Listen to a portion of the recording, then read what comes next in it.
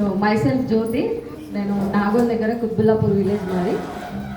PG చదువుకునేటప్పుడు wastage platform నా దగ్గరకు వచ్చింది. ఇప్పుడు మీ ఇంటి దగ్గరకు వచ్చి కూడా మీకు తెలిసిన వాళ్ళు ఎట్లా చెప్తున్నారో నాకు కూడా అట్లా చెప్తుంటే, నేను ఏ దాంట్లో ఏం ఎక్స్పీరియన్స్ లేదు, చదువుకుంటూ కాలేజీ ఇల్లే నా ప్రపంచం. కాకపోతే ఏదో ఒకటి చేయాలి, మా ఫాదర్కి నేను సపోర్ట్గా ఉండాలి. మేము 5 ఆడపిల్లలము, ఒక తమ్ముడు మా నాన్నకి. సో ఆయన వర్క్ చేస్తేనే మా ఇల్లంతా హ్యాపీగా ఆనందంగా కలగలలాడుతుంది.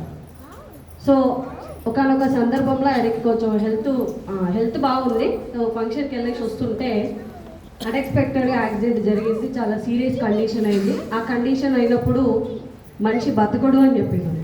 సో ఆ సిచ్యువేషన్లో నేను చిన్నగా ఇంటర్ అయిపోయింది. అప్పుడే ఏదో ఒకటి చేయాలి, ఏ పరిస్థితి ఎప్పుడు వస్తుందో ఎలా వస్తుందో తెలియదు అని చెప్పి అప్పటి నుంచి నేను ఆలోచిస్తూ ఉన్నా. మా ఇంట్లో నాకన్నా ముందు 3 అక్కలు పెద్దోళ్ళు. వాళ్ళు బాగా చదువుకున్నారు, మా నాన్న అందరినీ బాగా చదివించిండు. కాకపోతే వాళ్ళు చిన్న జాబులు, మరి వాళ్ళకి వచ్చిన అదృష్టం అది.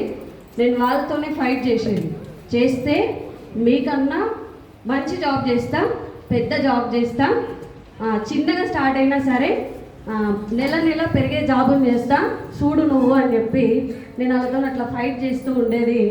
భగవంతుడు కూడా మరి నాకు చిన్న వయసులో చిన్నగా ఉన్నప్పుడే ఈ వెస్టేజ్ దొరకడం ఒక పుణ్యం.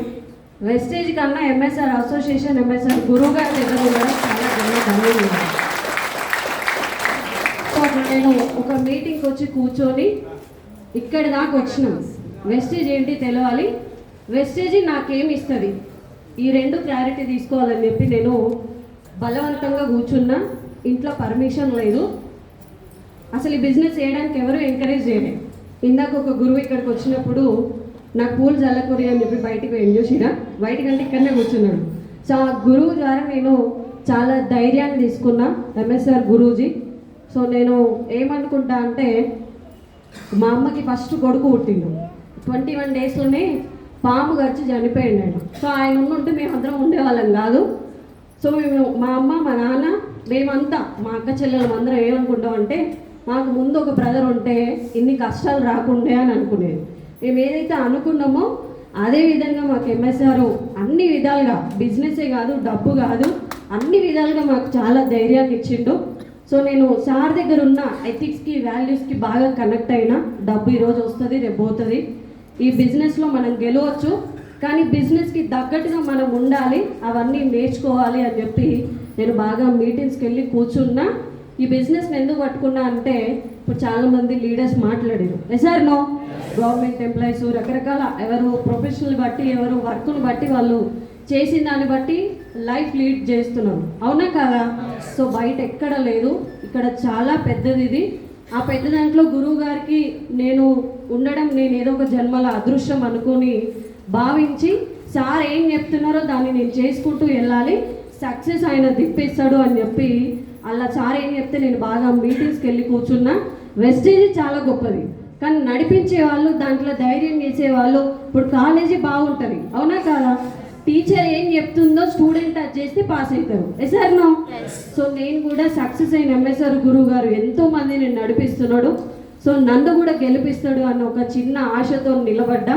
5,000 వస్తే చాలు అని చెప్పి నేను నమ్ముకొని పని చేస్తే నాకు ఎలాంటి వాళ్ళు వచ్చినారంటే, స్టార్టింగ్లో నేను బిజినెస్ చేద్దామని ముందుకు వెళ్తే ఎవరు నాకు సపోర్ట్ చేయలేదు. పేరెంట్స్ కానీ, ఇంకా నాకు తెలిసిన వాళ్ళు చాలామంది, నా ఫ్యామిలీ, చుట్టాలు, బంధువులు దావత్ చేసి ఎంతమంది వస్తారా రారా? వాళ్ళందరికీ బిజినెస్ చెప్పొచ్చా లేదా? సబ్బు పేస్ట్ వాడమని చెప్పొచ్చా లేదా? కానీ ఎవరికి చెప్పినా కూడా ఎవరు నీకు అనుభవం లేదు, వయసు లేదు, ఇట్లాంటి బిజినెస్లు చాలామంది చేసి లాస్ అయినారు తల్లి, నువ్వు పొరపాటున కూడా ఇలా పోకు అని చెప్పాను. బయట న్యూస్ అది జరుగుతుంది, మీటింగ్కి వస్తే గెలుస్తారు, గెలిచిన వాళ్ళు ఏం చేస్తున్నారో మీరు అది చేస్తే ఖచ్చితంగా గెలుస్తారని ఎంఎస్ఆర్ గురువు గారు చెప్తే, నేను కూడా సార్ మాట వినాలి, ఒక 2-3 సంవత్సరాలు నేను ఖచ్చితంగా దీంట్లో నిలబడి సార్ ఏం చెప్తే అది చేయాలని చెప్పి గెలిచిన వాళ్ళ మాట. సార్ ఒక డైలాగ్ చెప్పేది, ఉత్తములతో స్నేహం అత్తర దుకాణం లాంటిది, ఏం కొనకపోయినా సరే సువాసన తీసుకొని వెళ్ళండి. నా దగ్గర బలం లేదు, శక్తి లేదు, సర్కిల్ లేదు, నేమ్ లేదు, ఫేమ్ లేదు, కానీ నేను ఉత్తములతో ఉంటున్నా. పొద్దున లేస్తే ఇట్లాంటి మీటింగ్స్కి రావడం, ఎంఎస్ఆర్ గురువు గారితో జర్నీ చేయడం, సో మంచోళ్ళతో తిరిగితే మంచి బుద్ధులు, చెడ్డోళ్ళతో తిరిగితే చెడ్డ బుద్ధులు. మా నాన్న చెప్పేది నాకు ఈ విషయం. నేను కూడా మంచి అసోసియేషన్లో ఉన్న, నలుగురిని గెలిపించి, నలుగురికి హెల్త్ ప్రాబ్లమ్స్ ఇచ్చి మంచి లైఫ్ లీడ్ చేసే రంగంలోనే ఉన్నా, మంచి పర్సన్ దగ్గరనే ఉన్నా. ఈ రోజు కాకుండా రానున్న రోజుల్లో నేను కూడా గెలుస్తా, కాస్త టైం పడుతుంది అని చెప్పి నేను నిలబడితే ఈరోజు నా చెక్కు 1,40,000 రావడం జరుగుతుంది. సో నేను వచ్చి మీటింగ్లో కూర్చున్నా, నాకు తెలిసిన వాళ్ళని గురువు గారికి పరిచయం చేసిన, సారే నడిపించినాడు. నా సక్సెస్కి కర్మ, కర్త, క్రియ, ఖురాన్, బైబుల్ అంతా ఎవరు అంటే మా దేవుడు ఎంఎస్ఆర్ గురువు గారు. మీ అందరికీ దేవుడు కూడా ఆయన. మీరు జర్నీ చేస్తే మీకు సార్ వాల్యూ ఏంటి అనేది అర్థమవుతుంది. సో ఈ డిసెంబర్కి నేను 5 లక్షలకు వెళ్ళాలన్న గోల్తో పనిచేస్తున్నా. నా టీంలో చాలామంది నేను స్టార్టింగ్ ఉన్నప్పుడు చిన్న చిన్న అంత బలమైన వాళ్ళు, బాగా సర్కిల్ ఉన్న వాళ్ళు అట్లా లేరనమాట. నాలాంటి వాళ్ళు హౌస్ వైఫ్లు ఇట్లనే ఉండేది. ఇప్పుడు కండక్టర్ ఉన్నారు, పోలీసులు ఉన్నారు, పెయింటర్స్ ఉన్నారు, గవర్నమెంట్ ఎంప్లాయీస్ ఉన్నారు, రకరకాల కేటగిరీ వాళ్ళు వచ్చినారు. సో వీళ్ళందరూ కూడా గెలవాలని మనస్ఫూర్తిగా కోరుకుంటున్నా. మీ అందరూ కూడా గెలవాలని మనస్ఫూర్తిగా దేవుని కోరుకుంటున్నా. Thank you. Wish you.